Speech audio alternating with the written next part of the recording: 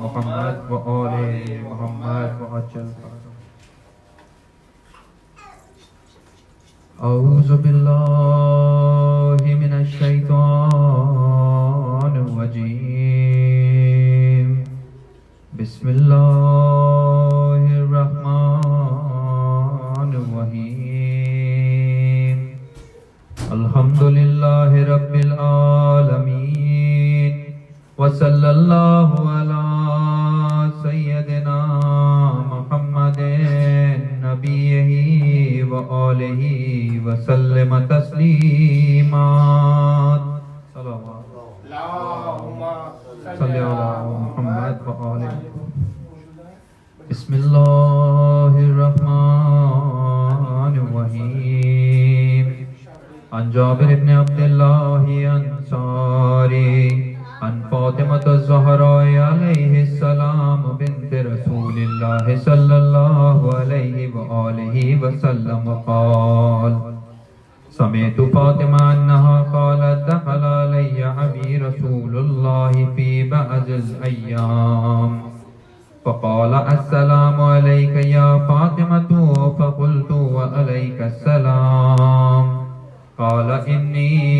أجد في بدني ضعفا فقلت له أعيذك بالله يا أبتاه من الضعف فقال يا فاطمة ائتيني بالكساء اليماني فغطيني به فآتيته بالكساء اليماني فغطيته به وسرت أنظر إليه وإذا وجهه يتلألأ كأنه البدر في ليلة تمامه وكماله فما كانت إلا ساعة وإذا بولد الحسن قد أقبل وقال السلام عليك يا أمه فقلت وعليك السلام يا قرة عيني وثمرة فؤادي فقال يا أمه إني أشم عندك رائحة طيبة كأنها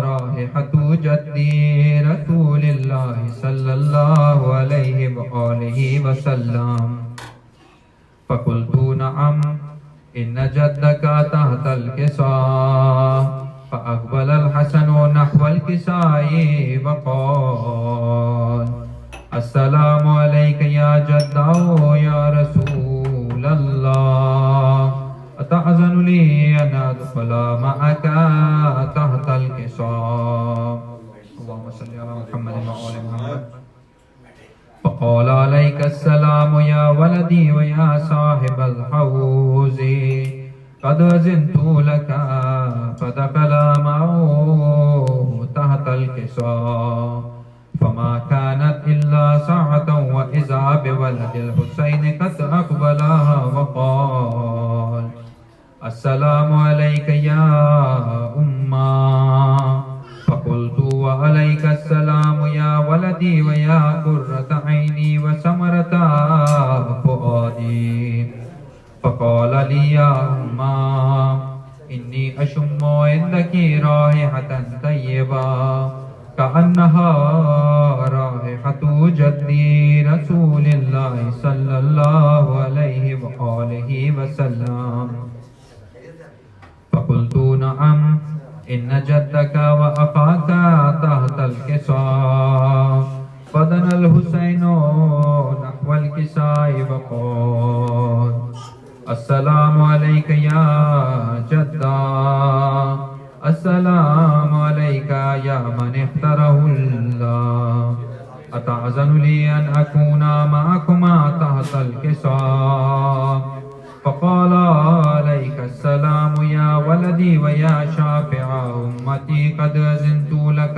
فدخل معهما تحت الكساء فأقبل عند ذلك أبو الحسن علي بن أبي طالب وقال السلام عليك يا بنت رسول الله فقلت وعليك السلام يا أبا الحسن ويا أمير المؤمنين فقال يا فاطمة إني أشم عندك رائحة طيبة كأنها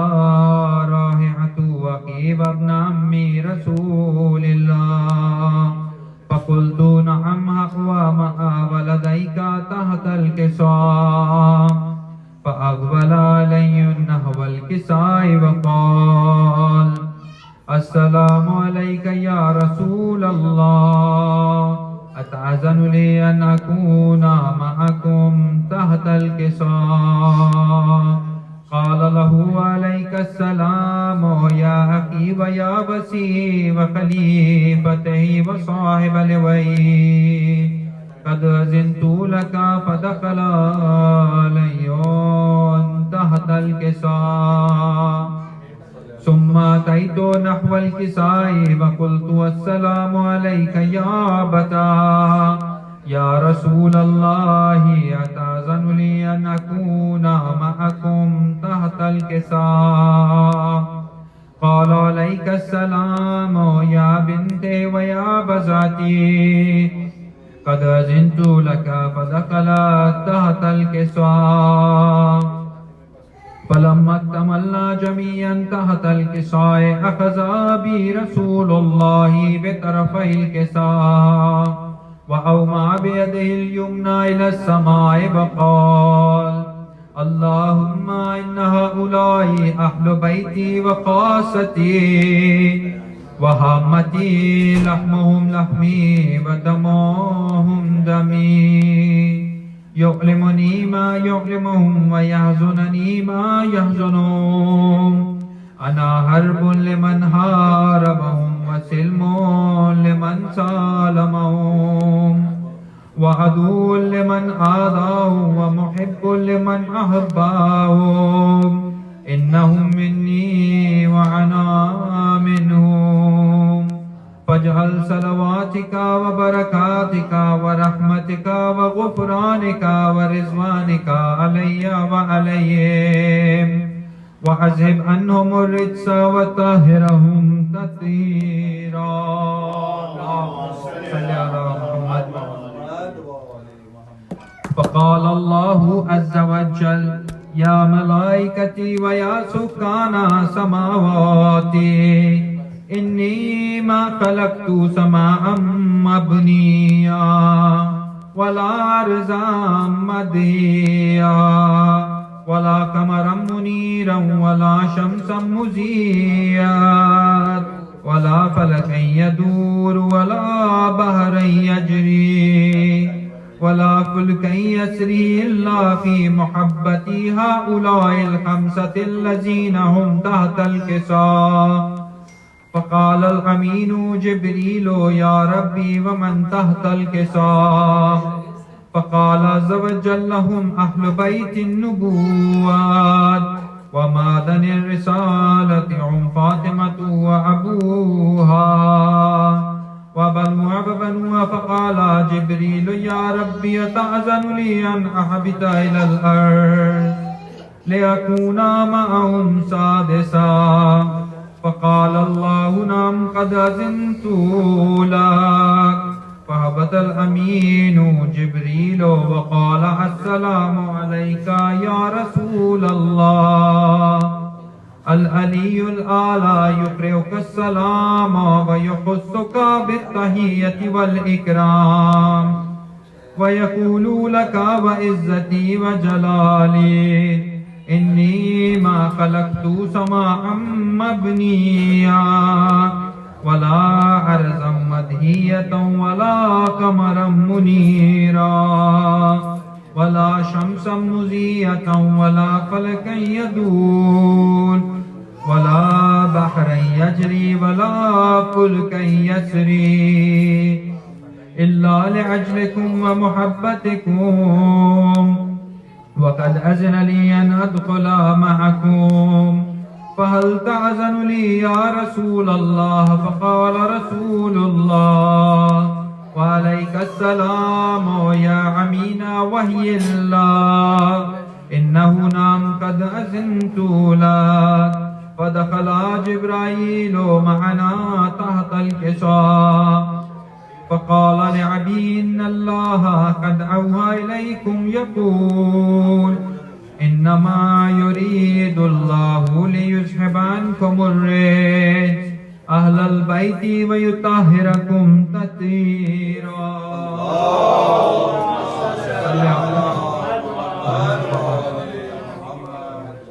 فقال علي لأبي يا رسول الله أخبرني ما لجلوسنا هذا تحت الكساء من الفضل عند الله. فقال النبي صلى الله عليه وآله والذي بعثني بالحق نبيا واصطفاني بالرسالة نجيا ما ذكر خبرنا هذا في محفل من محافل الأهل الأرض وفيه جمع من شيعتنا ومحبينا إلا ونزلت عليهم الرحمة وحفت بهم الملائكة واستغفرت لهم إلى أن يتفرقوا. فقال علي عليه السلام إذا والله فزنا وفاضت شيعتنا ورب الكعبة. فقال النبي صلى الله عليه وآله يا علي والذي بعثني بالحق نبيا واصطفاني بالرسالة نجيا ما ذكر خبرنا هذا في محفل من محافل الأهل الأرض وفيه جمع من شيعتنا ومحبينا وفيهم مهموم إلا وفرج الله همّا ولا مغموم إلا وكشف الله غمّا ولا طالب الحاجة إلا وقضى الله حاجتا. فقال علي عليه السلام إذا والله فزنا وسعدنا وكذلك شيعتنا فازوا وسعدوا في الدنيا والآخرة ورب الكعبة. صلى الله عليه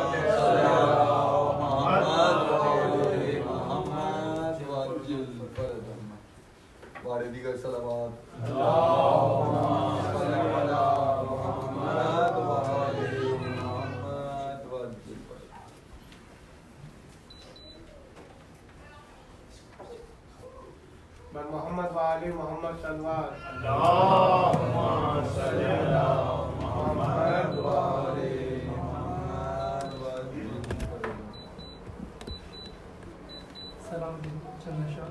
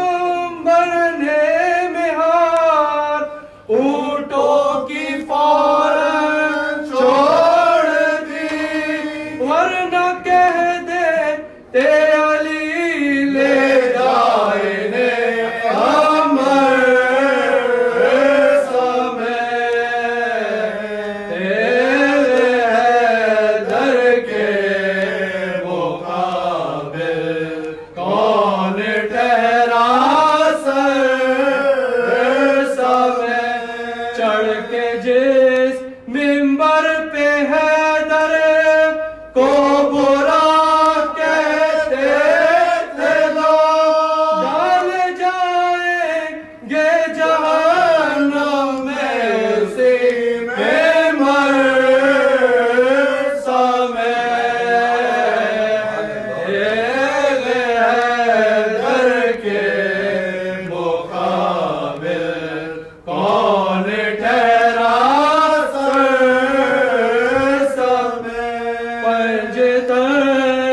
کے نام جن کے بعد بانوں پر نہ ہو، ڈوب جائیں گی وہ ساری کشتیاں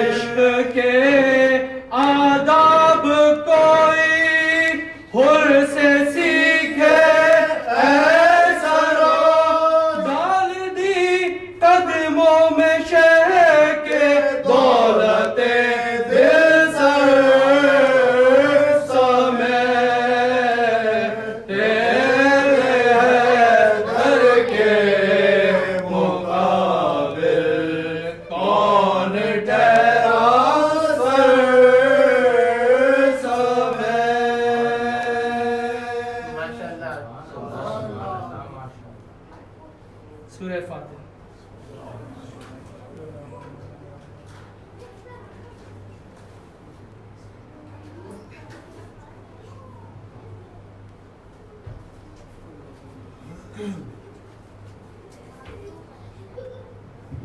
محمد وآل محمد صلوات اللہم صلی علی محمد وآل محمد.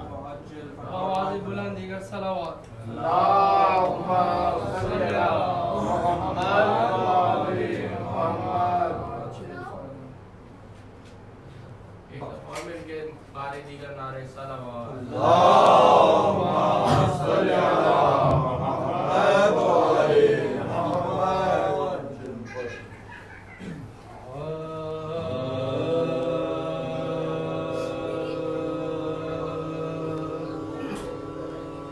چہلم جو کربلا میں 72 کا ہو چکا، پیوند بے کسوں کے تنوں سر کا ہو چکا، اور فاتحہ حسین کے لشکر کا ہو چکا. اب روپا شور آل پیامبر کا ہو چکا، اب روپا شور آل پیامبر کا ہو چکا. ماتم میں 3 روز رہے شور و شور سے، روئے لے پاٹ کے مزار حسین سے، روئے لے پاٹ کے مزار حسین سے. مثل چراغ گورے غریباں پہ دل جلا، پھولوں کے بدلے قبروں پہ لفتے جگر چڑھا. یاروں کی بود و باش کے سامان جو یاد بے ساختہ پکارے کلیجہ پکڑ کے بے ساختہ کلیجہ پکڑ کے ہائے کنبے کے ساتھ داخلہ کربلا ہوا لایا جو تھا مدینے سے ہم کو وہ کیا ہوا لایا جو تھا مدینے سے ہم کو وہ کیا ہوا حضرت کی قبر ہے گئی زینب کے بین سے آ کر کہا بشیر نے ابن حسین سے شہزادے جا بلب ہے پھوپھی شور و شین سے چلیے وطن کو قبر شاہ مشرقین سے چلیے وطن کو قبر شاہ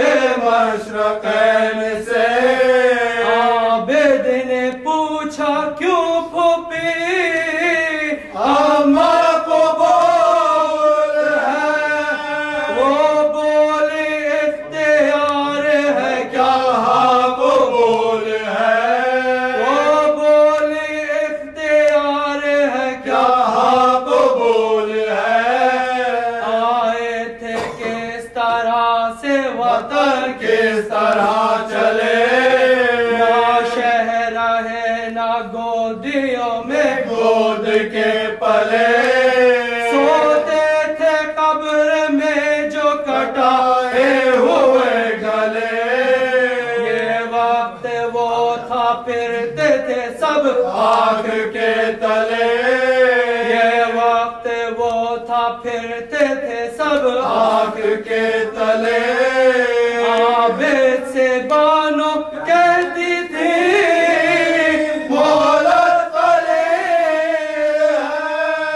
کچھ خاک پاک لے لو کہ صغرا لیل ہے کچھ خاک پاک لے لو کہ صغرا لیل ہے اے کربلا سرور دلگیر الوداع اے قتل گاہ حضرت شبیر الوداع اے قبر ابن صاحب تطہیر الوداع اے بھائی جان جاتی ہے ہمشیر الوداع اے بھائی جان جاتی ہے ہمشیر الوداع کیا غم نصیب ہے یہ نواسی رسول کے تم نے مجاورین ہمارے قبول کیے تم نے مجاورین ہمارے قبول کیے چلو جو کربلا میں آواز بلند سے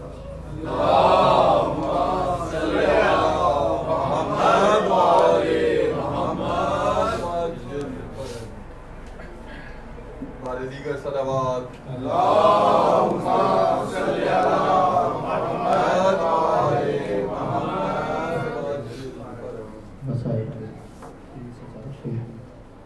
ایک دفعہ مل کے بابا اور چھوٹے منظر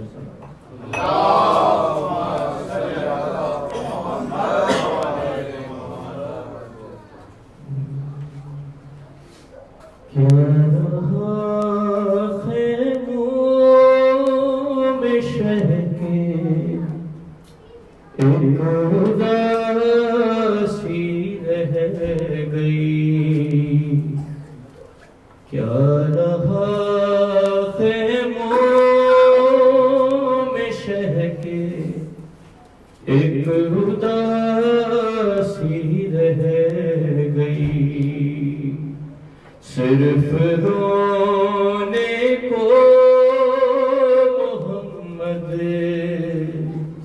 کی نواسی رہ گئی چھینتا تھا شمر چادر اور زینب بار بار چھینتا تھا شمر چادر اور زینب بار بار اپنی چادر کے محافظ کو بلاتی رہ گئی اور سج گئی قاسم کے ٹکڑوں سے دھر کر وہ بلا سج گئی قاسم کے ٹکڑوں سے ادھر کر وہ بلا ارے مائیں دھر بیٹے کی دلہن کو سجاتی رہ گئی اور خون دل عباس کا سب بہہ گیا رن میں مگر خون دل عباس کا سب بہہ گیا رن میں مگر ارے دل میں بس ایک بات زینب کی ردا کی رہ گئی اور اے مسلمانوں تمہاری غیرت کیا ہو گئی اے مسلمانوں تمہاری غیرت کیا ہو گئی ارے تم تماشائی تھے زینب منہ چھپاتی رہ گئی اور قید میں بالی سکینہ کو ملا بابا کا سر قید میں بالی سکینہ کو ملا بابا کا سر منہ پہ منہ رکھ کر جو سوئی ماں جگاتی رہ گئی کیا رہا خیموں میں شہ کے ایک اداسی رہ گئی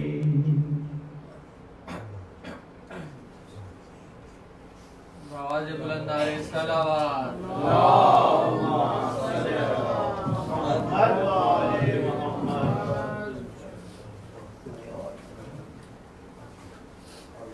تھوڑا تھوڑا سب آگے آ جائیے اللہم صلی علی محمد وآلِ محمد وعجل فرجهم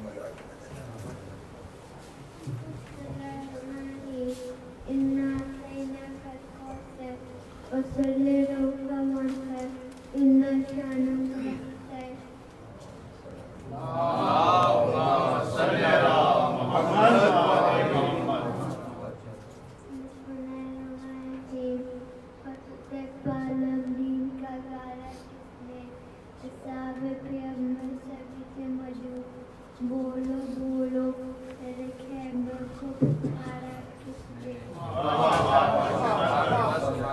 محمد وآلِ محمد وعجل فرجهم تمام ارواح مومن مومنات مسلمین و مسلمات کے لیے تمام شہداء اسلام کے لیے تمام شہداء ملت جعفریہ کے لیے اور جو آپ کے متعلقین ہیں تمام شہداء میدان کربلا کے لیے اور جو آپ کے متعلقین ہیں ان سب کے لیے اور ثانیہ مجلس کے بزرگوں کے لیے ایک اور 3 مرتبہ سورہ ہے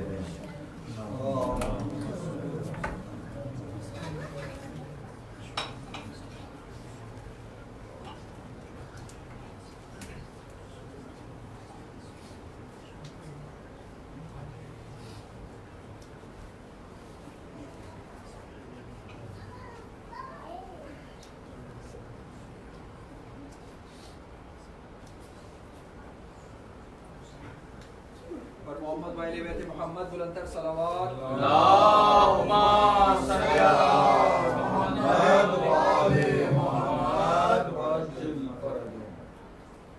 أعوذ بالله من الشيطان اللعين الرجيم بسم الله الرحمن الرحيم الحمد لله رب العالمين والصلاة والسلام على أشرف الأنبياء والمرسلين خاتم النبيين نبينا وشفيع ذنوبنا أبي القاسم محمد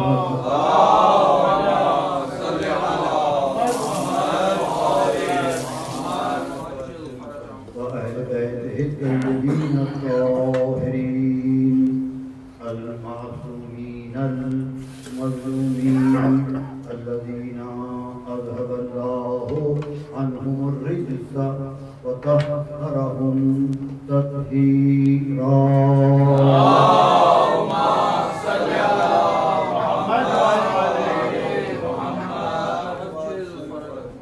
أما بعد فقد قال الله تبارك وتعالى في القرآن المبين وهو أصدق الصادقين. بسم الله الرحمن الرحيم ما خلقت الجن والإنس إلا ليعبدون. صلوات الله. اللهم صل على محمد و آل محمد وعجل فرجهم. نام سے اللہ کے جو بہت مہربان مسلسل رحم کرنے والا ہے. ایک بہت بڑا مسئلہ جو انسان کو ہمیشہ سوچنا چاہیے. امام نے حکم دیا کہ یہ بات سوچنے کی ہر مومن ہر صاحب کو یہ بات لازماً سوچنی چاہیے کہ آخر اللہ نے اس کو دنیا میں کس مقصد کے لیے بھیجا اور کیونکہ یہ تو طے ہے کہ یہاں مستقل رہنے کے لیے نہیں بھیجا. تو ہم دیکھ رہے ہیں کوئی جو آیا مستقل ہے جس کے معنی دنیا کے لیے تو نہیں بھیجا. اگر دنیا کے لیے بھیجا ہوگا تو یہاں ہی بلا لینے کا مطلب یہ ہوا کہ یہاں کسی خاص مقصد کے لیے بھیجا گیا. ابھی بلایا گیا دیکھنے کے لیے کہ مقصد پورا کیا کہ پورا کیا. نوکر کو بھیجتے ہیں یہاں تو سارے رواجی ہیں ہمارے یہاں علاقے میں نوکر کو بھیجتے ہوئے کام کے لیے کہ فلاں چیز لے آؤ بات. اب وہ لایا کہ نہیں لایا اس پر اس کی کامیابی کا درمدار ہوتا ہے. اگر لایا تو اس کی تعریف کی جائے گی, نہیں لایا تو مرمت کی جائے گی. کیونکہ مقصد اس کا یہی مقصد ہی اس کا یہی. ہم ایک نوکر ہی رکھتے گھر کے اندر ایک نوکر ہم گھر میں رکھتے ہیں بغیر کسی مقصد کے. یہ اللہ نے لاکھوں نوکر پیدا کیے بغیر کے کیونکہ ہم صاحب عقل ہیں. ہم صاحب عقل ہیں اس لیے ہم ایک نوکر بھی رکھتے ہیں. اگر افورڈ کر سکتے ہیں اگر تو کسی مقصد کے رکھتے ہو کہ آپ کھانا پکائیں گے آپ ڈرائیونگ کریں گے یا جو بھی کوئی کام کارخانہ ہے تو اس میں کوئی کام آپ دیں گے تو میں یہ کام کروں. ایک نوکر بھی کوئی فیکٹری والا کارخانے والا دکان والا نہیں رکھتا بغیر اس کے کہ کوئی اس کی ضرورت ہو کوئی اس کا مقصد ہو. کیونکہ وہ صاحب عقل ہے کہ کام پڑ جائے گی. اگر وہ بے مقصد رکھے گا تنخواہ لینی پڑے گی اس کی کام کا پروڈکشن بڑھ جائے گی تو اس کا نفع کم ہو جائے گا اس کا مال بکے گا نہیں. تو کیونکہ وہ صاحب عقل ہے تو وہ نوکر ہی رکھتا بغیر اس کے کوئی اس کا مقصد ہو. کیونکہ وہ صاحب عقل ہے. جب صاحب عقل ایک نوکر نہیں رکھتا بغیر مقصد کے تو جو خالق عقل ہے جو خالق عقل ہے کیسے اس کے کہ اس نے اتنے انسان پیدا کیے وہ بغیر کے مقصد کے پیدا کیے. پھر دیکھیے سر کے بانوں سے لے کر اور پیر کے ناخن تک جتنے بھی اجزاء ہیں جسم کے ہمارے کوئی بھی مقصد نہیں کوئی باہر میں بھی مقصد نہیں. میڈیکل سائنس بہت ترقی کر چکی ہے. پہلے تو بہت سی چیزیں سمجھ جاتی تھی کہ بے مقصد ہیں پہلے سمجھ آتی تھی ہم جب بچے تھے ہمیں تو یہ چیز بے مقصد ہے. ہمارا نہیں اس کا بھی مقصد ہے ہمارا وہ بے مقصد وہ بھی نہیں اس کا بھی مقصد ہے. اب جب یہ جسم جو ایک جسم ہے اس کے جو مختلف اجزاء ہیں غور کیجیے گا، بات بڑی غور کیجیے گا، سمجھ آگے تو بہت فائدہ ہوگا کہ جب جسم کے مختلف اجزاء جو ہیں پارٹس وہ بے مقصد نہیں ہیں، اجزاء بے مقصد نہیں ہیں، یہ کل بے مقصد کیسے ہو سکتا ہے؟ جو اتنا حکیم ہے کہ اجزاء بے مقصد نہیں پیدا کرتا، وہ اتنا معاذ اللہ آپ کا دشمن ہو جائے گا کہ پورے جسم کو جو پیدا کرے گا بے مقصد نہیں، یہ عقل تسلیم نہیں کرتا، انسان کا ضمیر نہیں مانتا ہے بات۔ پھر آپ دیکھیں دنیا میں، آپ دیکھیں یہ کتاب کائنات ہے، آپ دیکھیں کوئی ایک چیز میں بے مقصد نہیں، ہم بے مقصد نہیں، وہ اپنا کام کر رہے ہیں، ایک چڑیا بھی بے مقصد نہیں۔ مجھے ہم نے بچوں میں کہانی پڑھی تھی، تو ایک زمیندار نے رہا ڈروایا، کیا کیا، وہ چڑیوں کو مروا دی، یہ کھا جاتی ہیں ہمارا غلہ بہت بڑھوا دی، فصل نہیں پتہ کیوں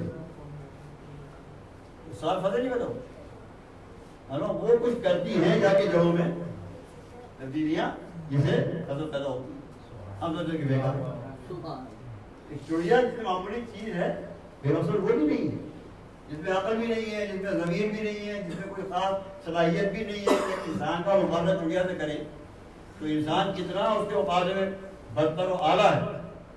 ایک چڑیا ایسی چیز مگر بے مقصد نہیں ہے، اتنا اعلیٰ انسان بے مقصد کیسے پیدا ہوگا؟ تو یہ بات کوئی عقل نہیں ہے۔ اب سوال پیدا ہوتا ہے کہ یہ مقصد کیا ہے، کیا تو اس پر بہت لکھا گیا، کیونکہ یہ فلسفے کا چوٹی کا مطلب، فلسفی پڑھتے ہیں، فلسفی کہتے ہیں، فلسفی کے معنی ہے کسی چیز کی حقیقت کو جاننا، یہ چیز کی ریئلٹی کیا ہے، حقیقت کیا ہے، یہ ایک چیز کی جان، جیسا میں جانتا ہوں بھائی میرا جسم ہے، میں جانتا ہوں سر پیر آنکھیں سب کچھ ہے، مگر اب یہ کہ آنکھیں کیسے کام کرتی ہیں، ان کے میکینزم کیا ہے، سسٹم کیا ہے، اس کا کان کیسے کام کرتا ہے، کیا سسٹم ہے اس کا، یہ آوازیں سن رہا ہے، ہماری مختلف آوازیں سن رہا ہے، یہ جو یہ بات جانتا ہے نا، یہ ہے فلسفی، اس کے تمام حقیقت جاننا کہ یہ کان کیسے بنا ہے، کیا کیا اجزاء ہے، کیسے کام کرتے ہیں، کس طرح سے یہ آواز قبول کرتے ہیں، کیسے پہنچاتے ہیں دماغ تک، کون سے پہنچاتے ہیں، ساری تفصیلات، تو وہ جو جانتا ہے وہ گویا کان کا فلسفہ جانتا ہے، آنکھ کا فلسفہ جانتا ہے، یہ ہے فلسفی۔ اب یہ فلسفی پرانے زمانے میں جو تھی وہ اتنی زیادہ جو تھی وہ تھنکنگ میں تھی، ابھی میڈیکل سائنس میں بھی آ گئی ہے، انجینئرنگ میں بھی آ گئی ہے، بہت چیزوں میں آ گئی ہے، تو اس چھوٹا یہ بڑے بڑے مسئلے ہو جاتا تھا، اور ابھی ہو جاتا ہے، ابھی جو فلسفہ سوچتے ہیں کہ آخر یہ کیوں بنا۔ ایک فلسفہ یہ ہے کہ بھائی یہ جو کچھ بھی بنا ہے سب ہم جو پیدا ہوئے ہیں وہ عیش کے لیے پیدا ہوئے، مزے لینے کے لیے، یہاں جتنے مزیدار چیزیں ہیں کھاؤ پیو عیش کرو، اچھے مکان بناؤ، اچھی گاڑیاں سواریاں لباس، یہ بس ماتے ہیں۔ اکبر یہ مغلیہ خاندان آپ نے سنا ہوگا، جنہوں نے 700 سال حکومت کی پورے ہندوستان کو، افغانستان سے آئے تھے، ان کا جو فرش وہ تھا بانی جد اعلیٰ وہ تھا بابر،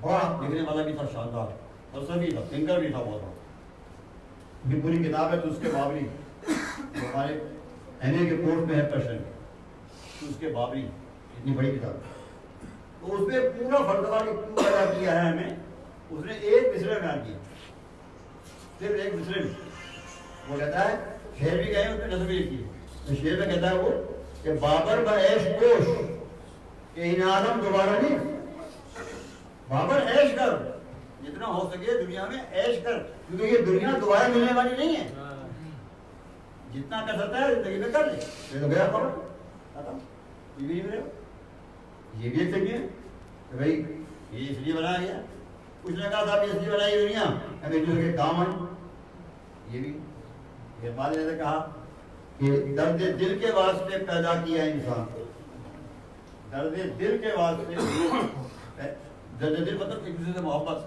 ایک دوسرے کا غم بانٹنا، ایک دوسرے کے کام آنا، اقبال کہتے ہیں درد دل کے واسطے پیدا کیا انسان کو، ورنہ طاعت کے لیے کچھ کم نہ تھے فروبیاں کہتے ہیں ویشنو، نمازیں پڑھنے کے لیے، تسبیح پڑھنے کے لیے فرشتے کم نہیں تھے؟ لاکھوں اربوں کروڑوں فرشتے ہیں تسبیح پڑھ رہے ہیں، پھر ہماری ضرورت ہے یہ اقبال کا مطلب ہے. وہ کہتے ہیں درد دل کے واسطے پہلے کہ انسان ایک دوسرے کے کام آئے. اب یہ بھی فلسفہ ہے ویلفیئر کام آئے.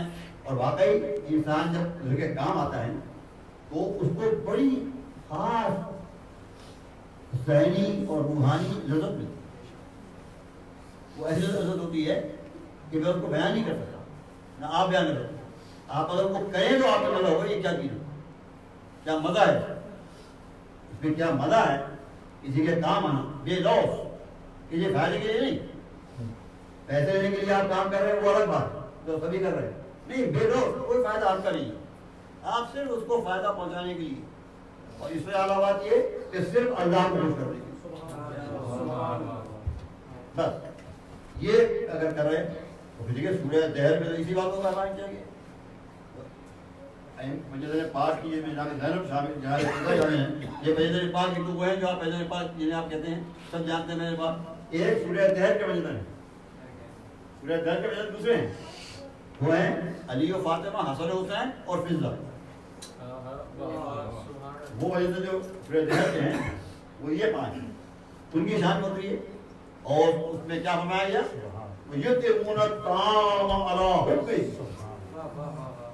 وہ لوگ کھانا کھلاتے ہیں مسکینوں کو، یتیموں کو، اسیروں کو. کیوں کھلاتے ہیں؟ اللہ صرف اللہ کی محبت میں، صرف اللہ کی محبت کی وجہ سے. کیونکہ اللہ سے محبت ہے یہ اللہ کے بدلے، کیونکہ اللہ کو اس عمل سے محبت ہے کہ کسی کو فائدہ پہنچائے اس لیے فائدہ پہنچائے. اتنا بڑا عمل ہو گیا کہ پورا سورہ اترا شان. یعنی آپ یہ دیکھیے کہ بی بی نے کتنی نمازیں پڑھی ہوگی، علی نے کتنی نمازیں پڑھی ہوگی، کتنے روزے رکھے ہوں گے علی، رمضان کے روزے رکھے ہوئے. جب میں زیادہ گناہ گار رکھتا ہوں تو علی سے تو کوئی آپ سوچتا نہیں کہ وہ نہیں رکھتے ہوں، روزے رکھتے. کتنے حج کیے، کتنے جہاد کیے. لیکن آپ دیکھیے پورا سورہ اسی عمل کی شان میں نہیں اترا، سوائے آیتیں اتری ہیں، آیتیں اتری ہیں مگر پورا سورہ نہیں اترا. پورا سورہ اسی عمل کی شان میں اترا ہو. وہ یہی عمل تھا کہ یطعمون الطعام علی حبہ.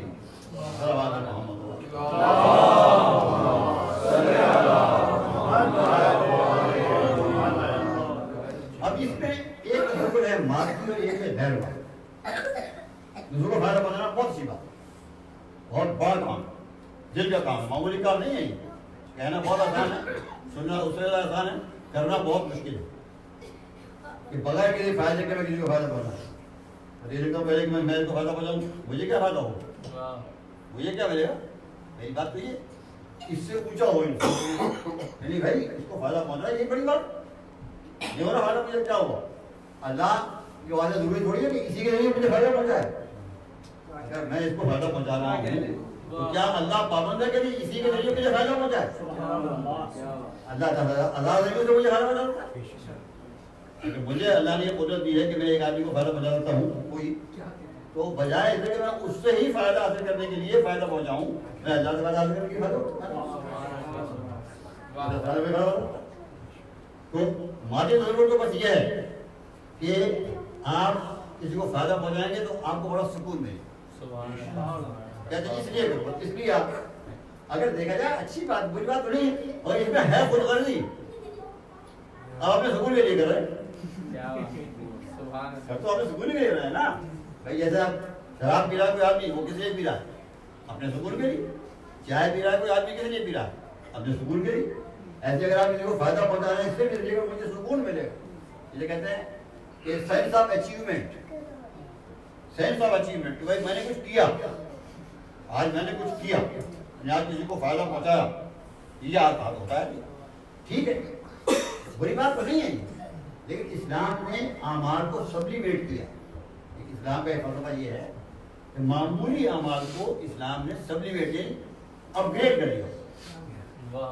عمل معمولی تھا، اسے کر دیا اپ گریڈ. مطلب بتوں کو پوچھتے تھے. اب فطرت انسانی میں ہے کہ کسی کو مانا جائے لائق عبادت، فطرت انسانی میں. کسی کو مانا جائے کہ سب کچھ کر رہا ہے اس کی بات کی ہے. اس لیے آپ دیکھیے پچھلے اگر آپ جو شہر دریافت ہوئے ہیں نا وہ بھی پرانے شہر میں نے کہا اسے دیکھیں ان میں آپ کو قدیم جو ملے ہیں شہر جو آج سے ہزاروں سال پہلے تھے ان کے درمیان عبادت گاہ ضرور ملی. ہر شہر میں کوئی نہ کوئی عبادت گاہ ضرور ملی ہر شہر میں. آپ کو چاہے بتوں کو پوچھتے ہوں چاہے وہ خدا کو پوچھتے ہوں چاہے جنوں کو پوچھتے ہوں وہ الگ بات مگر عبادت گاہ ضرور ملی. اس کے معنی فطرت انسانی میں یہ بدیت کیا گیا ہے گناہ ہوا ہے کہ وہ کسی کی عبادت کرے گا. یہ ثابت ہوا اس بات سے کہ فطرت انسانی ایسی بنی ہے نیچر آف ہیومن بینگ یہی ہے کہ وہ کسی کے سامنے سر جھکائے گا. اب اسلام نے کو سیلیبریٹ کیسے کیا بھائی تم انسان ہو کر پتھر کے سامنے سر جھکائے پتھر کا سر کیا مقابلہ پتھر آدھا ہے یا انسان آدھا ہے گائے آدھا ہے یا انسان آدھا ہے درخت آدھا ہے یا انسان آدھا ہے. دیکھیے یہ سب چیزیں میرے کام آتی ہیں.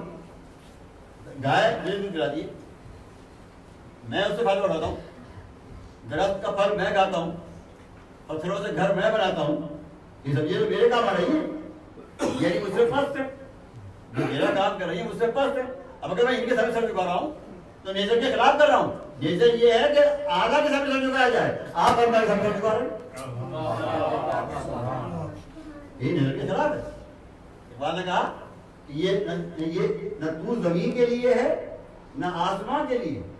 اقبال نہ تو زمین کے لیے ہے نہ آسمان کے لیے جہاں ہے تیرے لیے تو نہیں جہاں کے لیے. جہاں ہے تیرے لیے ہمارے خبر کر رہے ہیں ہمارے خبر کر رہے ہیں. اب گائے میرے کام آتی ہے میں گائے کے صحیح ہوں بالکل فطرت کے خلاف آ رہا ہے. جیسے بھائی بیٹے کو باپ سے سمجھانا چاہیے نا شاگرد کو استاد سے سمجھانا چاہیے نا چھوٹے کو بڑے سے سمجھانا چاہیے. یہ ہماری فطرت ہے. تعلیم کرے گا چھوٹا کرے گا بڑے یہ نا کم علم بڑے زیادہ علم کی تعلیم کرے گا. پیسے والا کام لے گا کم پیسے والے سے موقع رکھے گا کم پیسے والے. تو اصول یہ ہے کہ مادی اعتبار سے بڑا ہو یا علمی اعتبار سے بڑا ہو یا روحانی اعتبار سے بڑا ہو جو بڑا ہے وہ خدمت لیتا ہے چھوٹا جو خدمت کرتا ہے. تو یہ درخت میری خدمت کر رہا ہے گائے تو میری خدمت کر رہی ہے پتھر تو میرے کام آ رہا ہے. یہ تو میرے نوکر ہیں. یہ نوکر جو کو میں اپنے مائی بنا رہا ہوں جو نوکر ہے تو بھائی یہ کے خلاف ہوں. اس لیے قرآن نے کہا ان الشرک لظلم عظیم. دیکھیے ظلم کیسے کہتے ہیں ظلم کہتے ہیں کسی چیز کو اس جگہ رکھنا جو اس کی جگہ مناسب نہ ہوتا. وضع الشیء علی غیر محلہ پرانے فلسفے میں ساری چیز ہے. یہ ظلم یہ ہے کسی چیز کو اس جگہ رکھا جائے جو اس کی مناسب جگہ نہیں ہے. مثلا جوتے کو میں رکھ دوں سر کو یہ ظلم. ہر ایک کوئی ہے پاگل آدمی جوتا کی جگہ پیر ہے سر نہیں جوتے پیر ہونے چاہیے تو بھی سر پہ ہونی چاہیے. آپ کو تو بھی پیر ہو پیر تو یہ ظلم ہے. تو معلوم یہ ظلم کی معنی کہ بدل الشیء علی غیر محلہ کسی چیز کو وہاں رکھنا جہاں اس کو رکھنا نہیں چاہیے مناسب نہیں ہے. تو سر جو ہے انسان کا سب سے زیادہ عزت کا مقام ہے. اس کو وہاں رکھو جہاں کو رکھنا چاہیے. آپ نے تو گائے کا رکھ دیا یہ ظلم نہیں ہوا. بدل الشیء علی غیر محلہ ہوئی نا یہ رکھنا چاہیے نا آدھا کے سامنے رکھ دیا آدمی کے سامنے درخت کے سامنے رکھ دیا آپ نے پتھر کے سامنے رکھ دیا آپ نے. اس لیے کہا ان الشرک لظلم عظیم. یہ ظلم عظیم ہے. اور یہاں تک کہ قرآن میں کہا کہ میں ہر گناہ معاف کروں گا شرک کو معافی کروں. اتنا نہ کر دے اللہ. یہ فطرت کے خلاف فطرت کے خلاف. فطرت کیا ہے؟ فطرت قرآن نے بتایا کہ ما خلقت الجن والانس الا لیعبدون. میں نے خدا فرماتا ہے جنوں انسانوں کو نہیں پیدا کیا الا لیعبدون سوا اس لیے وہ میری غلامی کریں. کیوں کہ میں سب سے اعلیٰ ہوں سب سے زیادہ. اس لیے ہم جب سر جھکاتے ہیں کیا کہتے ہیں سبحان ربی الاعلیٰ. پاک ہے وہ جو سب سے اعلیٰ ہے کیونکہ سب سے اعلیٰ ہے اس لیے لائق ہے کہ سر کو سامنے جھکایا جائے. محمد والے بیت محمد بلندر صلوات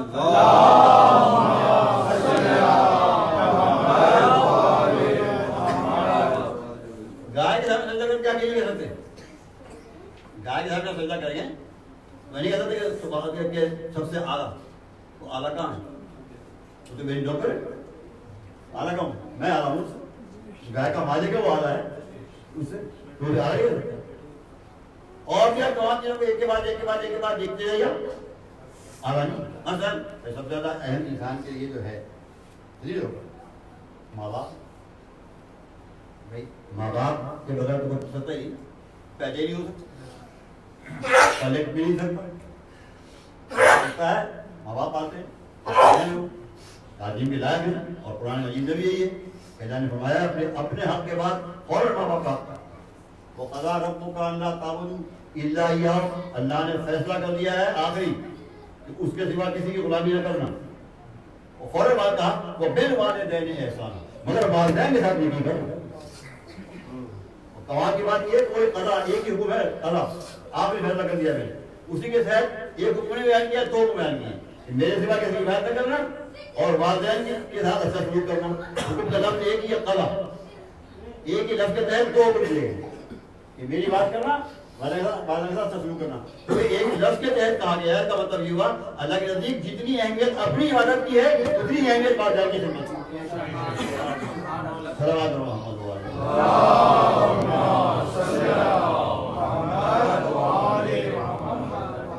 مگر ماں باپ کو اتنے عظیم ہے. ماں باپ کے ہم پل نہیں سکتے, پیدا نہیں ہو سکتے, زندہ نہیں رہ سکتے ہے نا. یہ بات تو یہ پہلی فارسی کتاب کا حوالہ نہیں دے رہا ہوں میں, یہ تو کامن سینس کی بات ہے. مگر اس کے باوجود ہم دیکھیے باپ کو سجدہ نہیں کرتے, ماں کو سجدہ نہیں کرتے. شرک ہے, سجدہ کرنا شرک. حالانکہ یہ بھی کہا انہوں نے کہ ماں کے قدموں میں جنت ہے بیٹی میں, یہاں تک تو کہا ہے. لیکن یہ نہیں کہا کہیں حدیث یا قرآن میں کہ ماں جا کے سجدہ کرو, باپ جا کے سجدہ کرو. ماں کا مقام بہت بڑا ہے, ماں کا مقام بہت بڑا ہے, لیکن کہیں کوئی فرقہ نہیں مانتا انہیں سجدہ کرو. کیوں سجدہ نہیں کرو؟ کیونکہ آپ سجدہ کرتے یہ کہیں گے ماں باپ کے سامنے کہ سبحان ربی اعلیٰ, تو سب سے اعلیٰ پالنے والا ہے میرا, پالنے والا ہے میرا. اعلیٰ نہیں کہہ سکتے آپ. کیوں نہیں کہہ سکتے؟ اس لیے نہیں کہہ سکتے کہ ماں باپ پال رہے ہیں آپ کو مگر ان کو بھی تو کوئی پال رہا ہے. اعلیٰ وہ ہے جو ان کو بھی پال رہا ہے, ٹھیک ہے نا. وہ اعلیٰ نہیں ہے, اعلیٰ وہ ہے جو ان کو پال. بے شک ماں مجھے کھلا رہی ہے, باپ مجھے کھلا, مگر ماں باپ کو کون کھلا رہا ہے؟ جو مجھے کھلا رہے ہیں. تو اعلیٰ وہ کہا کہ ماں خلقت الجن والانس, میں نے جن انسانوں کو نہیں پیدا کیا الا لیعبدون, صرف اس لیے پیدا کیا ہے کہ میری غلامی کریں, میری اطاعت کریں. بس مقصد یہی ہے. اب دیکھیے کامیابی کا دارومدار ہمیشہ مقصد سے ہوتا ہے. یہ اصولی بات ہے. کامیاب ڈاکٹر کون ہے؟ ڈاکٹر کون ڈاکٹر کامیاب ہے؟ میڈیکل ڈاکٹر کی بتا بھائی جس کی دوا سے بیماری دور ہو جائے. وہ امریکن کوالیفائڈ ہے, 70 ڈگریاں اس کے پاس ہیں, مگر دوا لیتا ہوں اسے فائدہ نہیں ہوتا مجھے. تو میں کیا کروں؟ میں دیکھوں ناکام ہے. ڈگریاں ہوں, ڈگریاں مانتا ہوں, جالی نہیں ہے, صحیح ہے ڈگریاں, فائدہ نہیں ہوتا مجھے. تو میں کیا کروں؟ میرا فیصلہ کیا ہوگا دل میں؟ منہ سے نہ کہوں بھائی ناکام ہے, میں پھر تو جاؤں گا نہ جانے کا مطلب یہ ہو میرا دن ناکام ہوا نا. وہ نہیں اب جو نہیں گیا دوبارہ دوا یہ 3 سال کے بعد مطلب میرا دن ناکام نہ ہو گیا, میں کسی ڈاکٹر ہو گیا. تو ڈاکٹر کامیاب کون ہے؟ جو علاج کر دے, بیماری دور کر دے, وہ کامیاب ہے. باورچی کامیاب کون ہے؟ جو ایسا کھانا پکایا جو آپ کو اچھا لگے, وہ کامیاب ہے. استاد کامیاب کون ہے؟ جو ایسا پڑھا ہے جو آپ نے سمجھ آ جائے. جو استاد کیوں تو استاد کا مقصد ہے پڑھانا, اس وجہ لگے کتنا کامیاب ہے. کا مقصد ہے پڑھانا, تو پڑھانے سے پتا چلے گا وہ کتنا کامیاب ہے کتنا ناکامیاب ہے. باورچی کا کام ہے پکانا, تو پکانا مقصد سے پتا چلے گا کہ کتنا کامیاب ہے کتنا ناکامیاب ہے. ڈاکٹر کا مقصد ہے علاج کرنا, بیماری دور کرنا, اس مقصد سے پتا چلے گا کتنا کامیاب ہے کامیاب نہیں. انسان کا مقصد ہے اللہ کی غلامی کرنا, اور وہ کتنا کامیاب ہے کتنا کامیاب نہیں ہے. تو اس سے پتا چلے گا کہ کتنا مال بنایا ہے اور کتنی گاڑیاں خریدی ہیں. اس سے پتا چلے گا کتنی اللہ کی غلامی کا حق ادا کیا اور کتنا حق ادا نہیں کیا.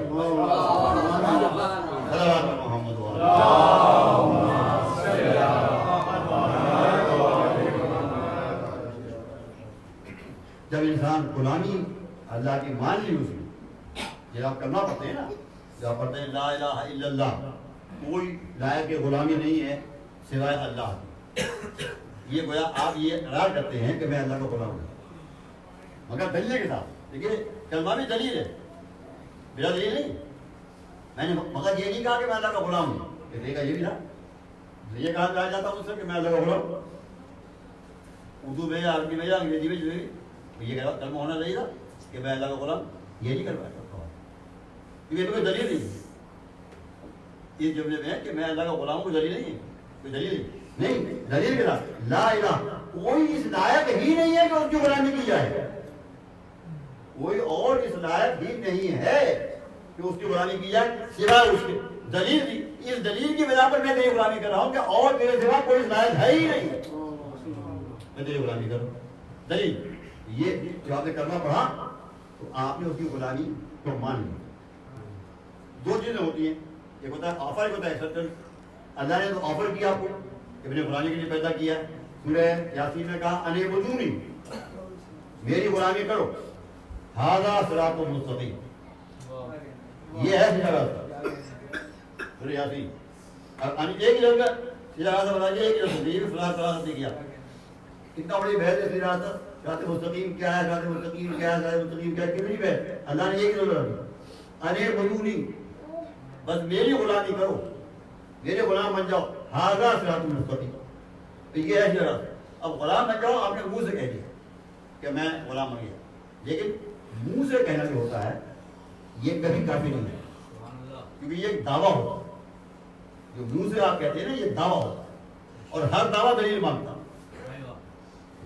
ہر دعویٰ دلیل مانگتا. میں کہوں میں بہت پیسے والا آدمی ہوں تو آپ پہلے تو بتائیے گا کیا سرمایہ ہے آپ کا، اور کتنی بلڈنگ آپ کے پاس ہے، کتنا بینک بیلنس ہے آپ کا، ہمیں بینک بیلنس بتائیے، آپ میری پراپرٹی بتائیے. اب میں دکھاؤں گا کاغذات آپ کو، پھر آپ مان جائیں گے واقعی آپ صحیح کہتے ہیں، ہم بہت ضرورت مند مان جائے گا. میں کہوں جی میں بہت پڑھا لکھا آدمی ہوں، یہ دعویٰ کیا کتابیں لکھی ہیں آپ نے، کون سی ڈگریاں آپ نے پاس کی ہیں، میں دکھاؤں گا. اب آپ مانیں گے نہیں ہاں بھائی یہ دعویٰ فقط کافی نہیں. میرے کہنے کا مطلب یہ دعویٰ کبھی کافی نہیں ہوتا، دعوے کو دلیل چاہیے ہوتی.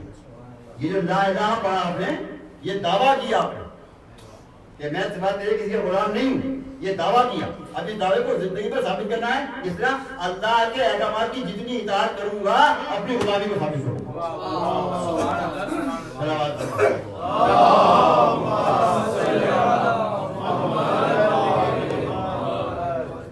جتنی غلامی کروں گا اللہ کی، جتنا میں عملاً اللہ کے احکامات کو مانوں گا. نوکر آسان مثال دو، فتوے کی بات نہیں. اچھا نوکر کون ہوتا ہے؟ جو آپ کی ہر بات مانے، جو آپ نے اس کو رکھا ہے اور کام کرے. یہ اچھا نوکر ہے. تو میں اللہ کا نوکر ہی دوں، غلام کا والی نہ ہوتا. پھر اچھا نوکر کون ہوا؟ جتنا زیادہ مالک کا کہنا مانے گا اتنا اچھا نوکر ہوگا. یہ ہے، اس لیے فرماتے ہیں جناب امام جعفر صادق رضی اللہ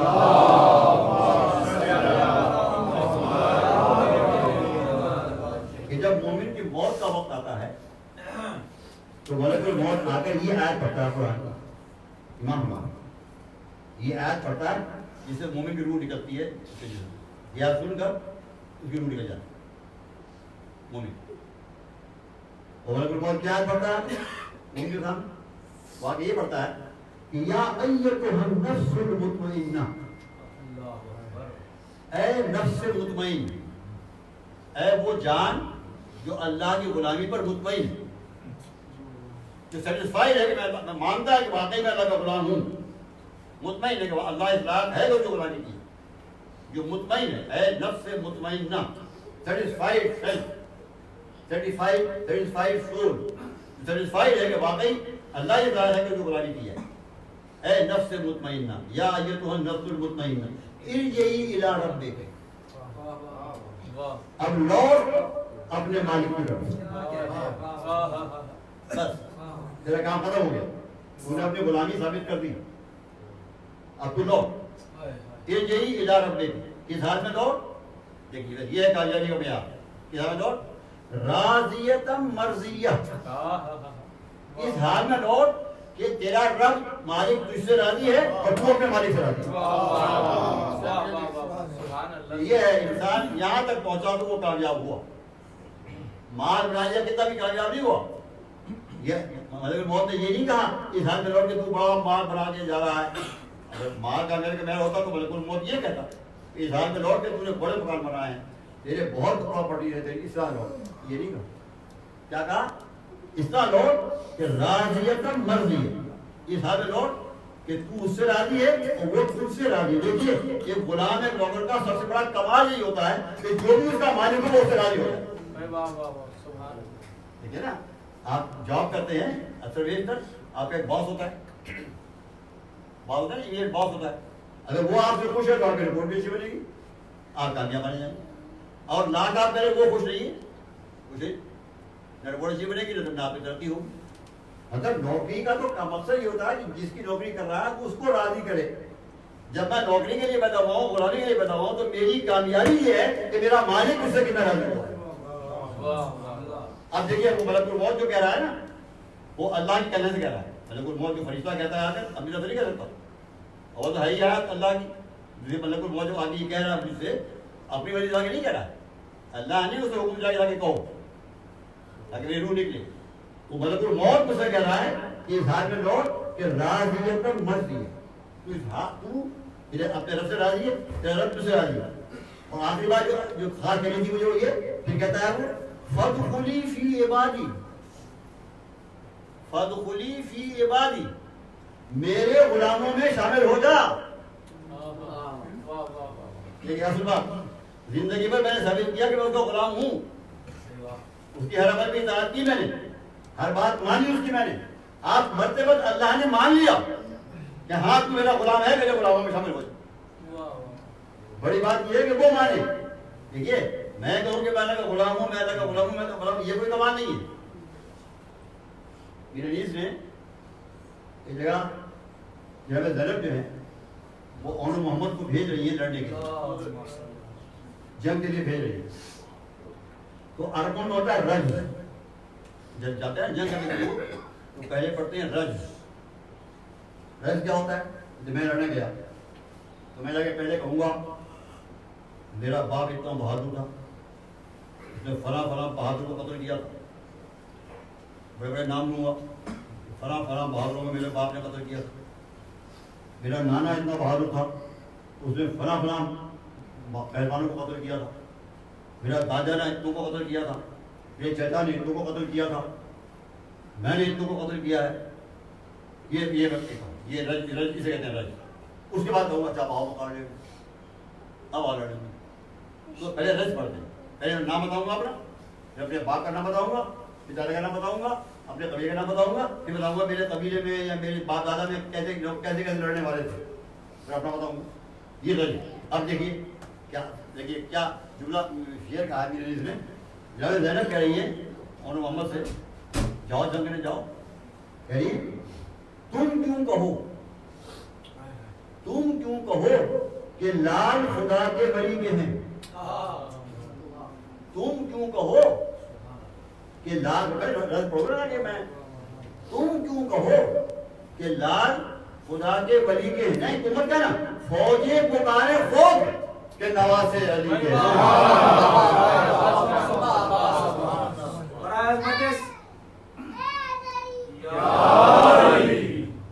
فوجیں پکارے خود کہ نواسے. کمال یہ ہوتا ہے میں کہوں کہ میرا باپ اتنا بہادر تھا, اس سے کیا ہوتا ہے فوجیں کہیں کہ ہاں بھائی یہ بہادر باپ کا بیٹا ہے, یہ ہے علی کا پوتا ہے, علی کا نواسا ہے. فوجیں پکارے خود کہ نواز ہے. اب تک زندگی میں تو میں کہتا رہا کہ میں اللہ کا غلام ہوں, اللہ کا غلام ہوں, اللہ کا غلام ہوں, اللہ کا غلام ہوں, لا لا لا لا لا لا لا پڑھتا رہا میں زندگی بھر. اب کامیابی میری دیکھیے, اب میری کامیابی یہ ہے کہ آج اللہ خود کہہ رہا ہے کہ فادخلی فی عبادی, اب تو میرے غلاموں میں شامل ہو جا.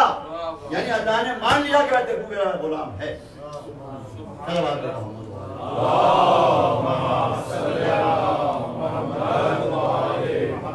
یہ ہے میری کامیابی, یہ ہے میری کامیابی. اور وہ کہوں یہ کب ملے گی مجھے جب میں عمل سے سلام کروں گا, جب میں ہر بات میں اللہ کی اطاعت کروں گا, ہر حکم کی پیروی کروں گا, فرائض کو ادا کروں گا, حرام کاموں سے بچوں گا, اچھے اخلاق پیدا کروں گا, تو آخرکار اللہ جو ہے مان جائے. جیسے امتحان ہوتا ہے نا, آسان بات ہے, کوئی بڑے فتنے کی بات نہیں بھائی. امتحان ہوتا ہے, امتحان دیتے ہیں, سال بھر پڑھنے کے بعد پھر جو ایگزام ہوتا ہے وہ پرچہ چیک کرتا ہے اور پھر وہ آپ کو فرسٹ کلاس دے دیتا ہے. کوئی اس نے آپ کو دیکھا بھی نہیں, آپ سے ملا بھی نہیں, آپ کو جانتا بھی نہیں, کیا دیکھا اس نے کیا دیکھ کر آپ کو فرسٹ کلاس دیا بھائی؟ آپ سے ملا ہی نہیں, اس نے آپ کو نہیں دیکھا, آپ کے کام کو دیکھا. وہی بات ہے کہ اللہ نے آپ کے کام کو دیکھا کہ آپ زندگی بھر اللہ کے کہنے کو مانتے رہے. اب اللہ نے کہا کہ ہاں تم نے اپنی غلامی ثابت کر دی, فادخلی فی عبادی, تو میرے غلاموں میں شامل ہو جا. اور آخری معراج یہ ہے کہ فادخلی جنت, اس سے آگے کوئی بات ہوتی نہیں. اللہ کہتا ہے تو میری جنت میں داخل ہو. میری جنت, جنت نہیں, جنت نہیں, جنتی. یہ جنت میری ہے, یعنی جنت کی قابل تعریف ہے. کیا چیز ہے جنت؟ اب وہ تعریف بہت قابل تعریف ہے بے تحاشا, مگر وہ جنت جو جسے اللہ اپنی جنت کہے وہ کس مقام کی جنت ہوگی, کتنی اعلیٰ جنت ہوگی. فادخلی فی عبادی وادخلی جنت. یہ ہے کامیابی, یہ ہے انسان کی کامیابی. اور ہمارے ائمہ معصومین نے فرمایا کہ یہ آیت کا اولین مصداق جو ہے, دیکھیے آیت کے مصداق تو لاکھوں ہوتے ہیں, ایک ایک آیت کے مصداق. جیسے اگر میں کہوں کیا پڑھے لکھے ہیں, آپ سب پڑھے لکھے ہیں, تو جو میٹرک پاس ہے وہ بھی اس کا مصداق ہو گیا, جو انٹر پاس ہے وہ بھی اس کا مصداق ہو گیا, جو گریجویٹ ہے وہ بھی اس کا مصداق ہو گیا, جو ماسٹر ڈگری ہے وہ بھی مصداق ہو گیا. مگر زیادہ مصداق اس کا وہ ہے کہ جو ماسٹر ڈگری ہے, کم درجے کا وہ ہے جو گریجویٹ ہے, اس سے کم وہ ہے جو انٹر ہے, اس سے کم وہ ہے جو میٹرک ہے. مصداق تو ہے نا سب, مگر اعلیٰ مصداق. اس طرح سے امام فرماتے ہیں کہ اس آیت کا اولین مصداق جو ہے, فرسٹ جو اپلائی جس پر یہ آیت اپلائی ہوتی ہے وہ میرے امام حسین ابن علی, ان کے لیے اول نمبر پہ یہ آیت کہ جب آپ جنگ کر رہے تھے اور بے تحاشا جنگ کر رہے تھے, ایسی جنگ کر رہے تھے کہ فوجیں بھاگ رہی تھیں, ہر طرف غلغلہ تھا, لاشوں کے ڈھیر لگے ہوئے, ہر طرف الامان ید رسول اللہ, الامان ید رسول اللہ کی آوازیں آ رہی.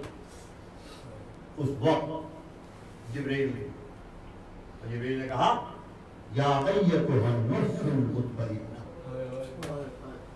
کتنے مطمئن تھے حسین کہ اللہ کہہ رہا ہے, لفظ کیا جاتا ہے, یہ میں اگر دل میں مطمئن نہ ہوں, منہ سے کہوں آدمی میں مطمئن ہوں, میں مطمئن ہوں, میں خوش ہوں, تو آپ کو کیا پتا دل میں میں خوش نہیں ہوں.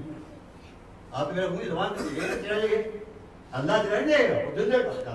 اب اللہ کہہ رہا ہے حسین سے, جبرائیل کہ یا ایتھا النفس المطمئنہ. آپ سوچیے اس عالم میں 72 لاشیں اس کو اٹھائی ہیں, بھتیجوں بھائیوں کی لاشیں اٹھائی ہیں, بیٹے کے گلے سے برسی نکالی ہے, 6 مہینے کا بچہ اس کے ہاتھ پہ تڑپا ہے. اللہ کہہ رہا ہے یا ایتھا النفس المطمئنہ, یعنی کتنا مطمئن تھا اللہ کی اطاعت پر, کتنا مطمئن تھا اللہ کی غلامی پر. کوئی اور ہوتا بھاگی ہوتا, مگر اللہ کہہ رہا ہے یا ایتھا النفس المطمئنہ, یہ ہے نفس المطمئنہ. ارجعی الی ربک, اب لوٹ اپنے رب کے پاس. جیسے ہی یہ جملہ سنا, امام فرماتے ہیں جیسے ہی یہ جملہ سنا جبرائیل کے منہ سے, ارجعی الی ربک, لوٹ اپنے رب کی طرف, فوراً تلوار ہو, اور تلوار جو تھی وہ میان میں, اور پر ہر طرف سے حملہ ہو رہے, ہر طرف سے حملہ ہو رہے. اس موقع میں ایک روایت یاد آتی ہے, میں ختم کرتا ہوں کہ کوفی کہتا ہے کہ میں سفر پہ گیا ہوا تھا, سفر پہ گیا ہوا تھا. جب میں واپس آیا کوفے تو میں نے دیکھا کوفے میں کوئی مردی نہیں, سارا کوفہ خالی. میں حیران ہوں, میں نے تعجب کیا کہ یہ شہر میں کوئی مردی نہیں. جن کے وہاں میری بیٹی تھی, میں گھر پہنچا تو میری بیٹی نے میرے سوال کیا, تو میں نے کہا بیٹا کوئی شہر میں مرد نہیں ہے, یہ کیا قصہ ہے؟ اس نے کہا بابا یہ قریب زمین نینوا ہے, یہاں کسی باغی نے, کسی تاجر نے, کسی کافر نے خروج کیا, یہ سارے کفر والے اس سے لڑنے کے لیے گئے. اس کو قتل کرنے کے لیے گئے. وہ کہتا ہے ایسے انداز سے میری بیٹی نے کہی بات یہ کہ مجھے بھی جوش آ گیا. میں نے کہا سب گئے ہیں تو میں بھی جاؤں گا. تو میں نے تلوار کمر سے کھول کر باندھ دی دیوار پر, آیا تھا. میں نے پھر دوبارہ تلوار دیوار سے اتاری, پھر کمر سے باندھی تلوار, پھر کوٹ پہنا, پھر تیاری کی. تو بیٹی نے کہا بابا ابھی تو آپ آئے کہاں جا رہے ہیں؟ کہا میں نینوے جا رہا ہوں.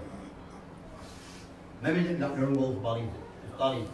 میں بھی لڑوں, سب لڑ رہے ہیں, میں بھی لڑوں, میرا ہی کر رہے, میں مر دوں, میرا یہ کام ہے. تو بیٹی نے جب جانے لگا باپ بالکل مانے ہی نہیں. چلتے وقت آخر میں یہ کہا کہ بابا آپ نینوے جا رہے ہیں, میں نے سنا ہے کہ نینوا کے عقیق بہت اچھے ہوتے, نینوا کے عقیق بہت اچھے ہوتے, تو آپ آپ سے میرے واسطے عقیق لے جائیں. بس میں سنتا ہو گا. جب میں نینوا پہنچا یہ وقت اصل تھا.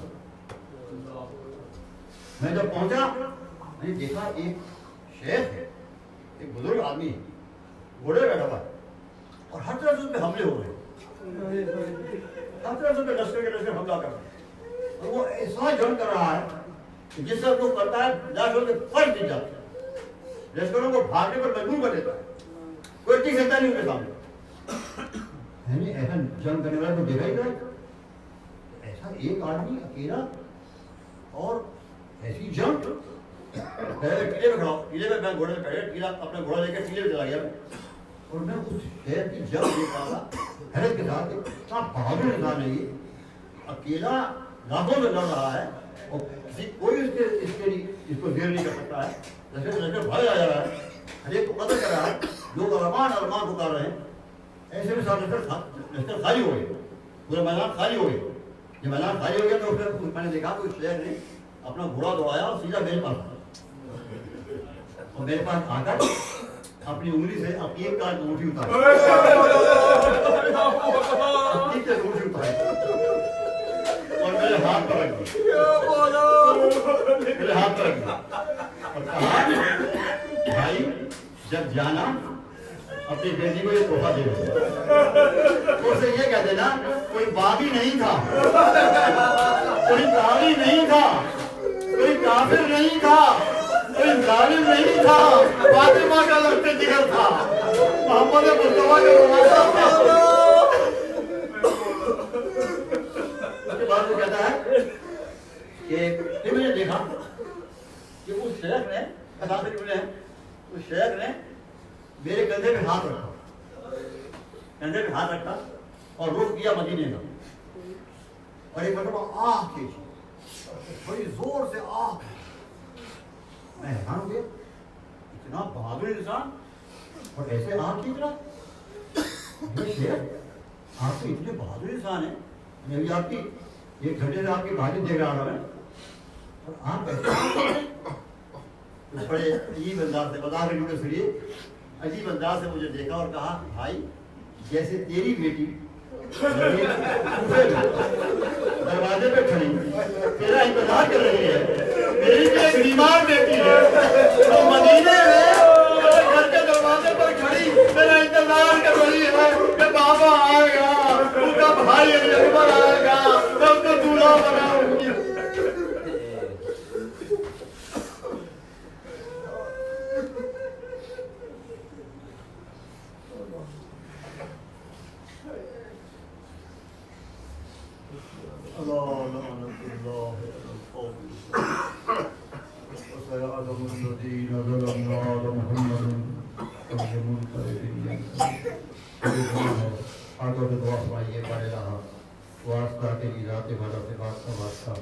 تیری عظمتوں, کرامتوں, شرافتوں, مغفرتوں, رحمتوں, قدرتوں کا واسطہ, تیری تمام آیتوں کا واسطہ, تیرے تمام اسماء اعظم کا واسطہ, تیری تمام صفات علیٰ کا واسطہ, تیری شان رحمانیت, شان رحیمیت کا واسطہ, تیری شان کبریائی کا واسطہ, اور واسطہ محمد و آل محمد کا واسطہ, فاطمہ اولاد فاطمہ کا واسطہ, حسین اولاد حسین کا واسطہ, ہمارے خیر کی توفیق عطا فرما, تمام فرائض رحمت کو ادا کرتے رہنے کی توفیق عطا فرما, تمام حرام کاموں سے بچتے رہنے کی توفیق عطا فرما, بہترین اعلیٰ ترین اخلاق صفات پیدا کرنے کی توفیق عطا فرما.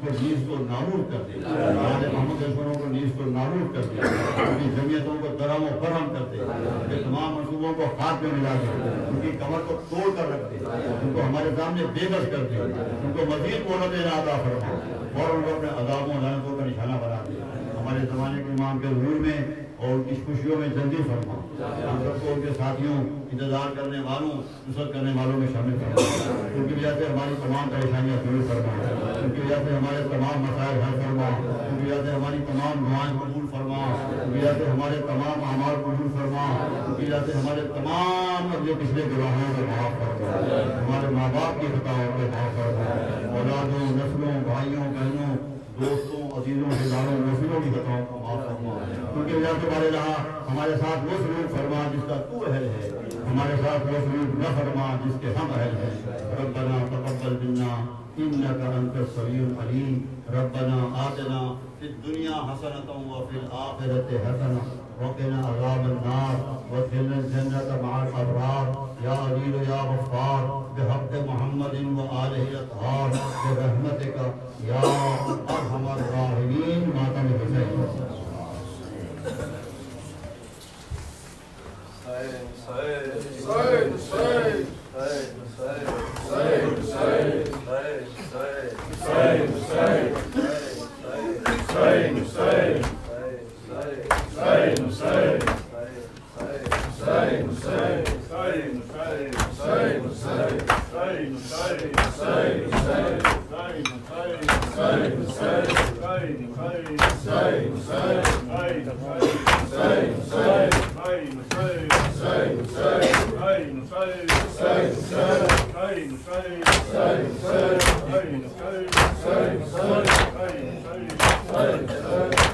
قافلہ جا رہا ہے وطن کے لیے، کربلا میں قیامت کا ایک شور ہے،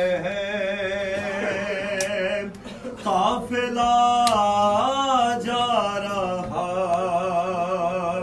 ہے وطن کے لیے،